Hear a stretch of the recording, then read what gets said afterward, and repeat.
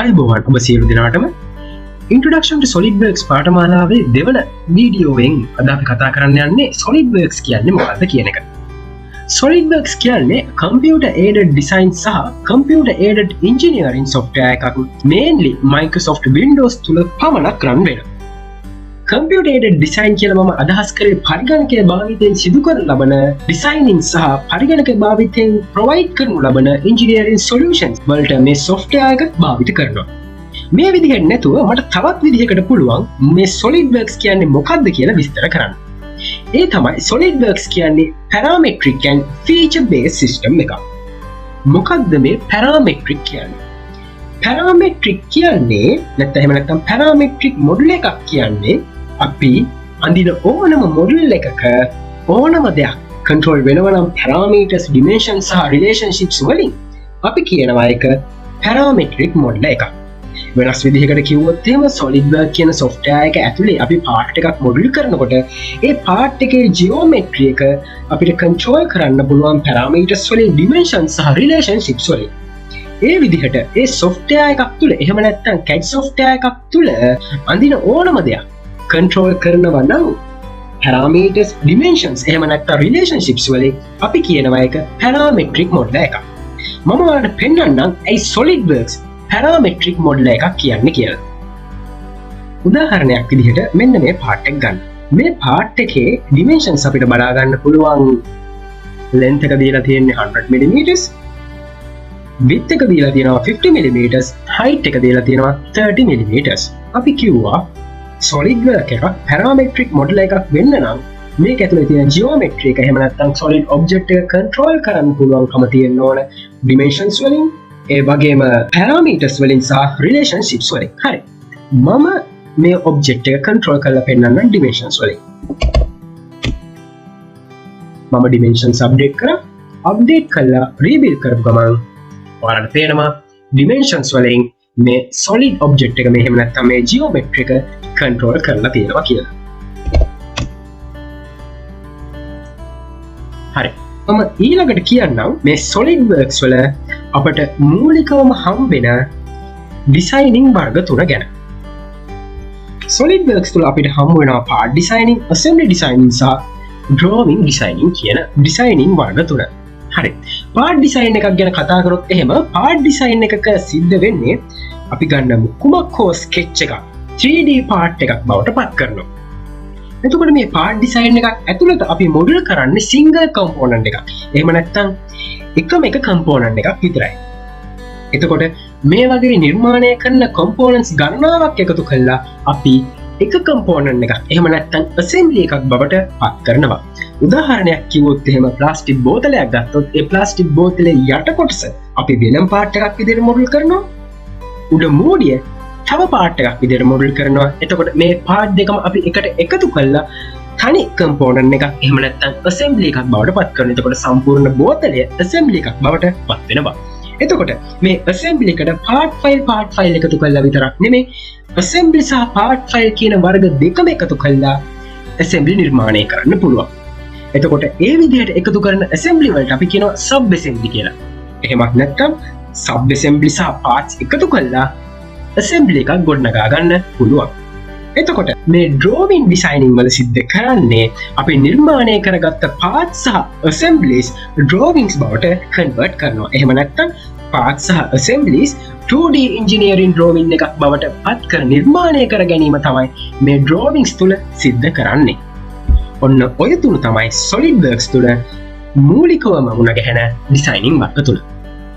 ඊළඟට මම කතා කරන්න යන්නම් මේ Solidworks වල අපි විශේෂයෙන් කතා කරන design intent කියන්නේ මොකක්ද කියලා. මම ඔයාලට කලින් කිව්වා මේක parametric model එකක් කියලා. parametric model එකක් කියන්නේ අපි Solidworks වල අඳින එහෙම නැත්නම් නිර්මාණය කරන ඕනම geometric එකක් අපිට control කරන්න පුළුවන් parameters, dimensions සහ relationships වෙනස් කළා. හරි. එතකොට මොකක්ද මේ design intent කියන්නේ? මේ design intent කියන්නේ අපි ඕනම geometry එකක් design කරන විදිහ. අපි ඕනම geometry එකක් design කරන විදිහ අනුව මේ parameters, dimensions සහ relationships වෙනස් වීමට අනුව ඒක behave වෙන විදිහ වෙනස් වෙනවා. මම ආයෙ පාරක් කියන්න. ඩිසයින් ඉන්ටෙන්ට් එක කියන්නේ අපි ඕනම ජියෝමෙට්‍රි එකක් ඩිසයින් කරන විදිහ අනුව ඒක දක්වන ප්‍රතිචාරය මේ පැරාමීටර්ස්, ඩිමෙන්ෂන් සහ රිලේෂන්ෂිප්ස් වල වෙනස් වීමට. මම මේක ප්‍රැක්ටිකල් එකකින් මෙහෙම පෙන්නන්නම්. හරි, ඔයාලට පේනවා ඇති මම solid object එකක circular cut එකක් කපලා තියෙනවා. හරි. මේ circular cut එක මම ඩිසයින් කරලා තියෙන්නේ මේ solid object එකේ center එකේ තියෙන විදිහට. උදාහරණයක් ගත්තොත් මෙහෙම ඔයාලට පේනවා ඇති මේ edge එකේ ඉඳන් මෙතනට 50 mm තියෙනවා. මේ edge එකේ ඉඳන් center එකට 25 mm තියෙනවා. ඒ කියන්නේ මේ circular cut එක හරියටම තියෙන්නේ මේ solid object එකේ center එකේ. මොකද මෙතන 100 mm සහ 50 mm නිසා. හරි. දැන් මම මේකේ dimensions change කරනවා. මම මේක 200 කරනවා. එතකොට අපි බලමු මේ කියන circular cut එක මට තියෙන අවශ්‍යතාවය තමයි මේ circular cut එක මේ object එකේ, මේ solid object එකේ හරියටම center එකේ තියෙන එක. එහෙනම් මම බලමු මගේ අවශ්‍යතාවයේ සපුරනවද මේ solid object එකේ length එක 200 දක්වා වෙනස් වීමත් එක්ක. හරි. දැන් ඔයාලට පේනවා ඇති solid object එකේ length එක 200 mm වුණාම මගේ අවශ්‍යතාවය, ඒ කියන්නේ මේ circular cut එක center එකේ තියෙන්න ඕනේ කියන මගේ අවශ්‍යතාවය ඉෂ්ට වෙන්නේ නැහැ. ඒ කියන්නේ මොකද්ද? මගේ අවශ්‍යතාවය ඉෂ්ට වෙන විදිහට මම මේකේ ඩිසයින් ඉන්ටෙන්ට් එක කරලා නැහැ. ඒ කියන්නේ ඩිසයින් ඉන්ටෙන්ට් එක කියන්නේ ඕනම ජියෝමෙට්‍රි එක හැසිරීම, ඩිමෙන්ෂන්ස්, රිලේෂන්ෂිප්ස් සහ පැරාමීටර්ස් වෙනස් වීම එක්ක. එතකොට මේ හැසිරීම මට අවශ්‍ය හැසිරීම නෙමෙයි. හරි. එහෙනම් මම ඔයාලට පෙන්නන්නම් මට අවශ්‍ය හැසිරීමට මම යන්නේ කොහොමද කියලා. මම මේ circular cut එකේ sketch එක edit කරනවා. මේ ගැන වැඩි හිතන්න එපා. මම මේවා ගැන සම්පූර්ණයෙන්ම ඔයාලට පසුව එන ටියුටෝරියල්ස් වලදී කියලා දෙන්න. මම මේ sketch එකේ මේ dimensions ටික අයින් කරනවා. ඒ dimensions ටික අයින් කළා මට ඕනේ මේ circle එක හරියටම මේ solid object එකේ center එකට. එහෙනම් මම මේ දෙක යා කළා. මම and construction line එකේ center point එකටයි circle එකේ center එකයි එකිනෙකට සමානුපාතික කරනවා. එතකොට මොකද වෙන්නේ? එතකොට මේ circular profile එක අනිවාර්යයෙන්ම මේ solid object එකේ center එකට එනවා. හරි. මම රීබිල්ඩ් කරන්න. රීබිල්ඩ් කරපුවම කලින් වගේම තවමත් center එකේ තියෙනවා. එතකොට අපි කලින් වගේම මේකේ dimensions වෙනස් කරලා බලමු.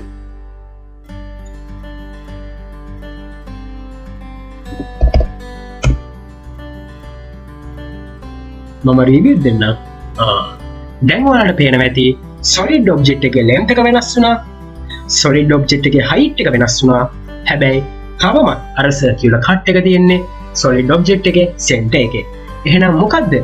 මම design intent එක එහෙම නැත්නම් dimensions වෙනස් වීමට මගේ solid object එක දක්වන ප්‍රතිචාරය මට අවශ්‍ය විදිහට හදාගත්තා. එහෙනම් අපි වඩාත්ම සැලකිලිමත් වෙන්න ඕනේ මොකද්ද? ඕනම solid object එකක් නිර්මාණය කරද්දී solid object එක නිර්මාණය කරන්න කලින් අපි නිවැරදිව sketch එක නිර්මාණය කරගන්න ඕනේ. එහෙනම් ඒ sketch එක නිර්මාණය කරද්දී අපේ අවශ්‍යතාවයට ගැලපෙන විදිහට ඒ නිර්මාණය සිද්ධ කරගන්න ඕනේ. හරි, මම හිතනවා ඔයාලා design intent කියන්නේ මොකක්ද කියලා තේරෙන්න ඇති කියලා. මම ඊළඟට ඔයාලට Solidworks තුල තිබෙන විශාලතම advantage එකක් ගැන පැහැදිලි කරන්නම්. Solidworks ඇතුළත parts, assemblies සහ drawings කියලා design වර්ග තුනක් තියෙනවා කියලා මම කලිනුත් කතා කරා. එතකොට මේ parts, assemblies සහ drawings අතර තිබෙන සහසම්බන්ධතාවය තමයි Solidworks තුල තිබෙන විශාලතම ඇඩ්වාන්ටේජ් එකක් වෙන්නේ. ඒ කියන්නේ අපි කල්පනා කරොත් එහෙම Solidworks එකේ තියෙන part model එකක තියෙන dimensions වෙනස් කරොත් එහෙම ඒ part model එක සම්බන්ධ කරගෙන නිර්මාණය කරලා තිබෙන assembly එකේ ඒ අදාළ part එකේ dimensions automatically වෙනස් වෙනවා. ඒ වගේම ඒ assembly එක භාවිත කරලා නිර්මාණය කරලා තිබෙන drawing එකෙන් ඒ dimensions automatically වෙනස් වෙනවා. අනිත් විදිහට මම කිව්වොත් මොනවා හරි assembly එකක් භාවිතයෙන් නිර්මාණය කරලා තිබෙන drawing එකක යම් part එකක dimensions වෙනස් කරොත් ඒ drawing එක තුල dimensions වෙනස් කිරීම නිසා ඒ අදාළ assembly එකේ dimension පමණක් නෙමෙයි part file එකේ dimensions තු වෙනස් වෙනවා. ඔන්න ඕක තමයි assemblies drawing සහ parts අතර තිබෙන සහ සම්බන්ධතාවය එහෙම නැත්නම් associativity එක කියන්නේ. මම ඒක උදාහරණයකින් ඔයාලට මෙහෙම විස්තර කරන්නම්. මේ තියෙන්නේ අපි අපේ පාඨමාලාව අවසාන අදියරේදී වගේ කතා කරන assembly එකක්. මේ assembly එකේ පේනවා ඇති ඔයාලට මේ circular motion එක linear motion එකක් බවට මෙන්න මේ කියන piston එකෙන් පත් කරනවා. හරි. මම මෙහෙම කරන්න. මම මේ piston එකේ dimensions part file එකේදී වෙනස් කරනවා. එහෙම නැත්නම් වෙනස් විදිහකට කිව්වොත් මම මේ piston එක part එකක් විදිහට නිර්මාණය කරන තැනේදී මම මේකේ දිග වෙනස් කරලා පෙන්නන්න. එතකොට අපි බලමු අර කියනවා වගේ SolidWorks වල part files assemblies සහ drawings අතර සහ සම්බන්ධතාවයක් තියෙනවා නම් මේක automatically update වෙන්න ඕනේ.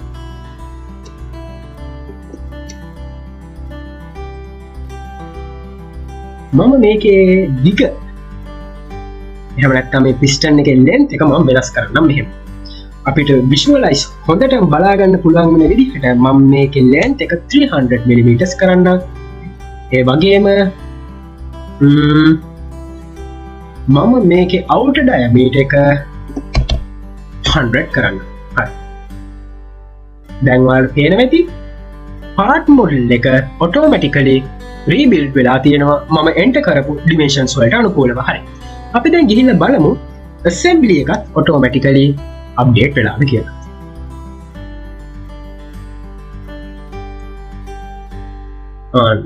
දැන් ඔයාලට පේනවා නේද? අපේ piston එක කලින් තිබ්බ විදිහට නෙමෙයි තියෙන්නේ. කියන්නේ මොකද්ද? මම part file එක තුල සිද්ධ කරපු dimension වෙනස බලපාලා තියෙනවා assembly එකට. හරි. එහෙනම් අපි ඒ විදිහටම assembly එක තුල වෙනස්කම කරමු. ඒක part file එකට බලපානවද කියලා බලන්න. මම කලින් විදිහටම edit component යන්න. edit component ගියාට පස්සේ ඔයාලට මේ අදාළ part එක edit කරගන්න පුළුවන්. මට මතක හිටියේ මෙතන අපි තිබ්බේ කලින් 160. ඊට පස්සේ අපි මෙතන outer diameter එක double කරා.